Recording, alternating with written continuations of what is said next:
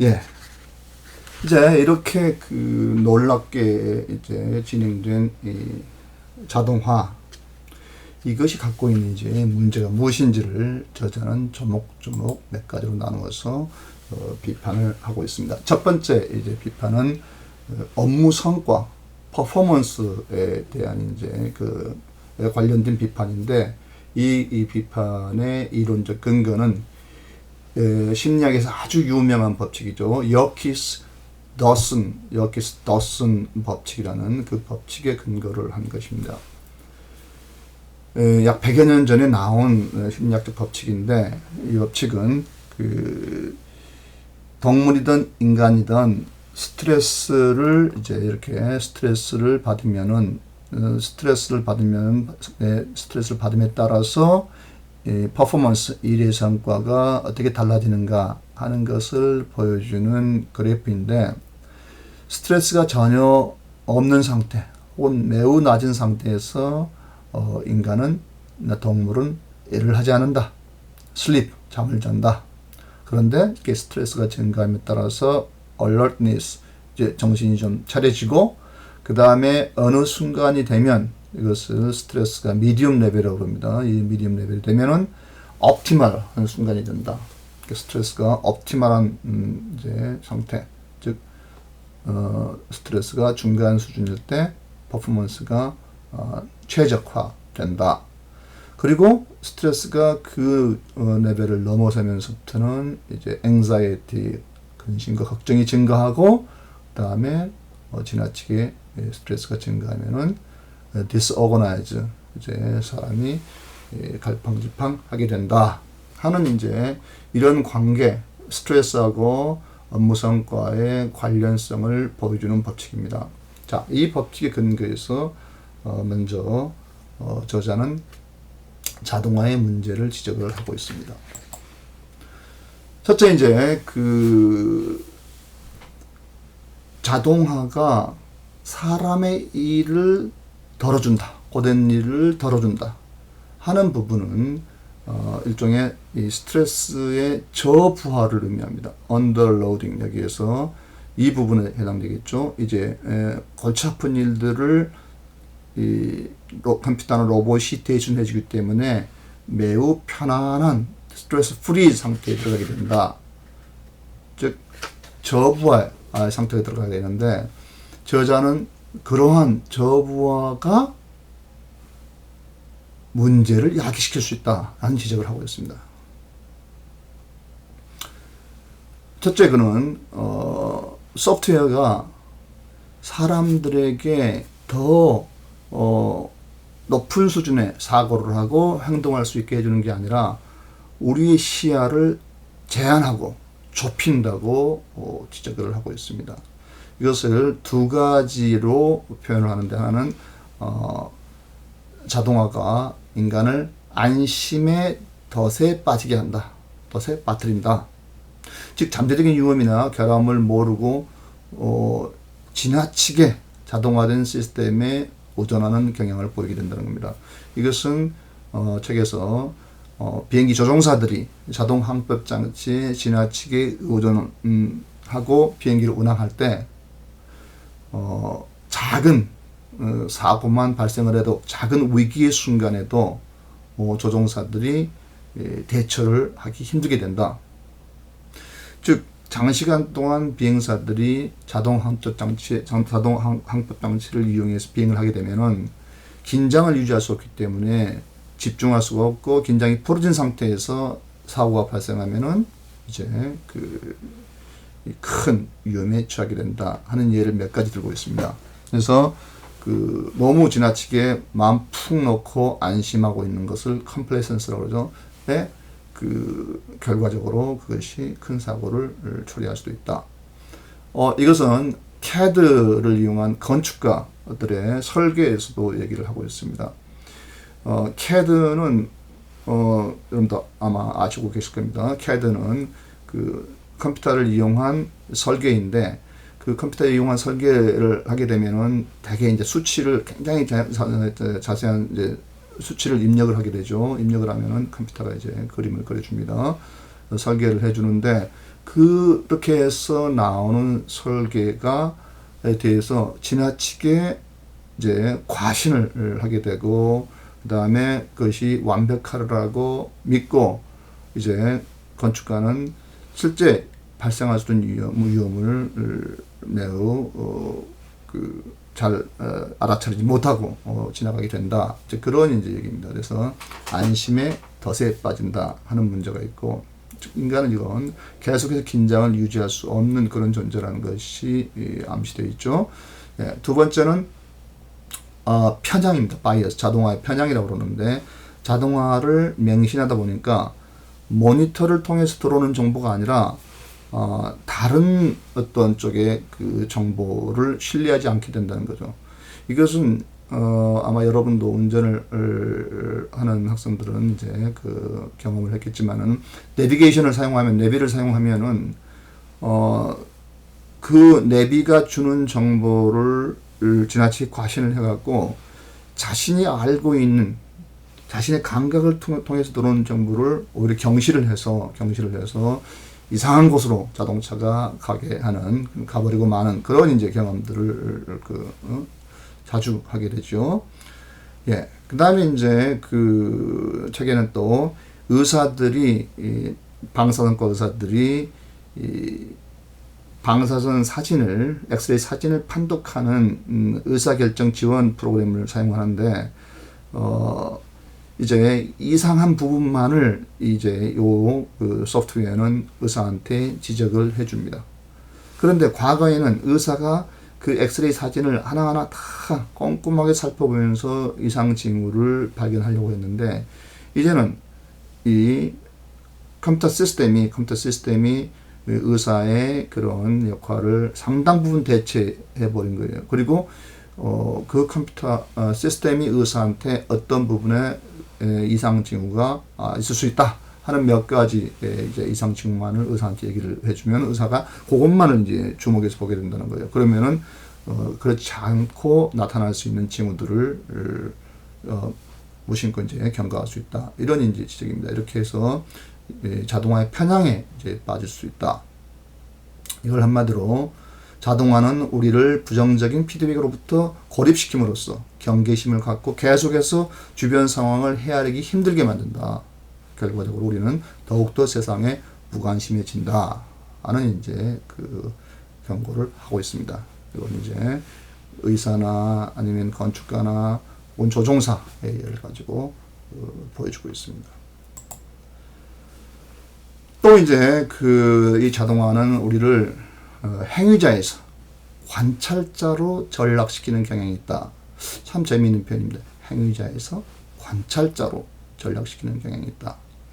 행위자는 매우 능동적인 존재이죠. 반면에 관찰자는 매우 수동적인 존재입니다. 즉 능동적인 행위자는 많은 수고를 통해서 뭔가 일을 하게 되죠. 네. 그런데 그런 이제 그 힘든 수고, 소위 말하는 힘든 수고, 노고죠. 인간이 이렇게 기울여야 할 노고. 그 노고를 자동화가 줄여주려고 애를 씁니다. 그런데 그 때문에 인간은 기억과 지각에 있어서의 능력을 얻지 못하게 된다. 기억과 지각 능력을 얻을 기회를 잃게 된다 하는 지적을 하고 있습니다.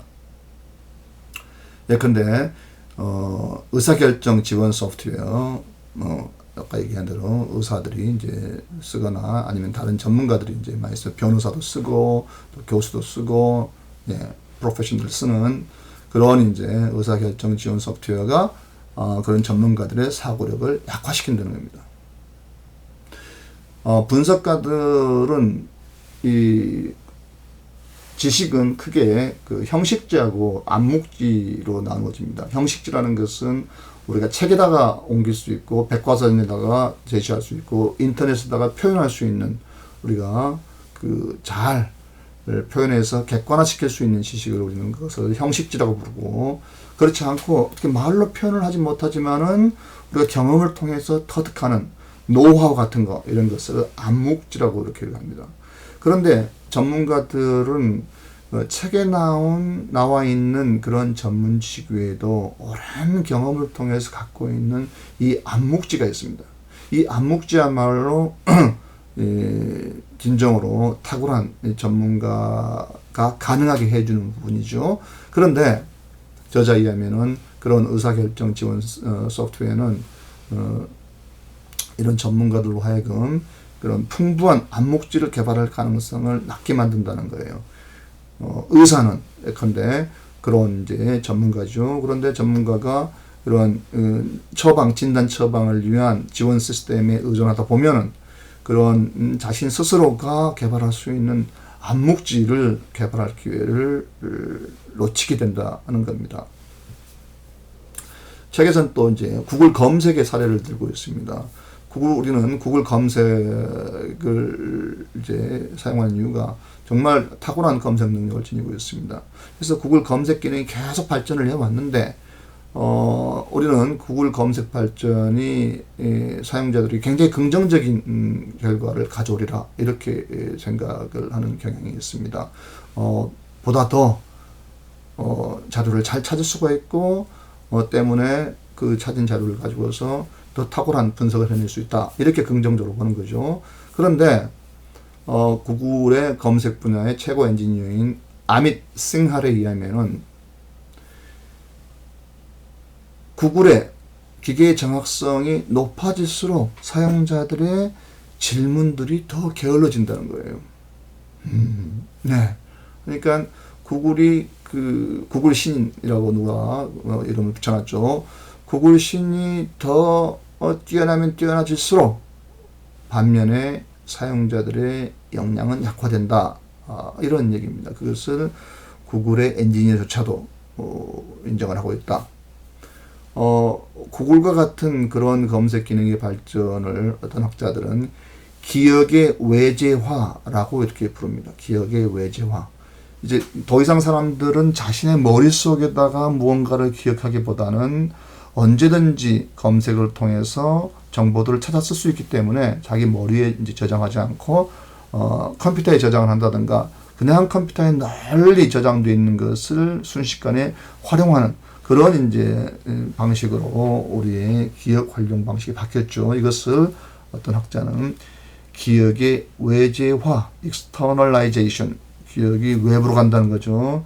기억의 외재화라고 합니다. 기억의 외재화가 가능해지기 위해서는 밖에서 기억 장치가 발달하는 것도 중요하지만은 그것을 언제든지 필요할 때 불러다 쓸 수 있어야 되겠죠. 예. 그런데 그렇게 되면은 사용자 자신의 기억력은 쇠퇴하게 된다 하는 겁니다. 이것을 degeneration effect, 자동화의 퇴화 효과 혹은 퇴행 효과 이렇게 부릅니다. 이렇게 해서 저부하는 언더로딩은 여러 가지 문제를 수반하게 된다 이렇게 저자는 지적을 하고 있습니다. 그 다음에 흔히 이제 컴퓨터가 인간의 일을 줄여준다라고만 생각을 하는데 저자는 그렇지 않다는 거예요. 컴퓨터나 로봇이 인간을 오버로딩하게 만든다. 즉 과부하를 초래한다 하는 겁니다. 이 과부하도 또 인간의 업무 능력을 저하시키는 요인이 된다. 아까 언급했지만은 자동 항법 장치를 가지고서 비행기를 운항하는 조종사는 위기의 순간에 조종사가 이제 집중해서 문제를 풀어야 되는데 계속 모니터를 봐야 되고 그 다음에 수치를 입력해야 되는 일을 동시에 해야 되는 거예요.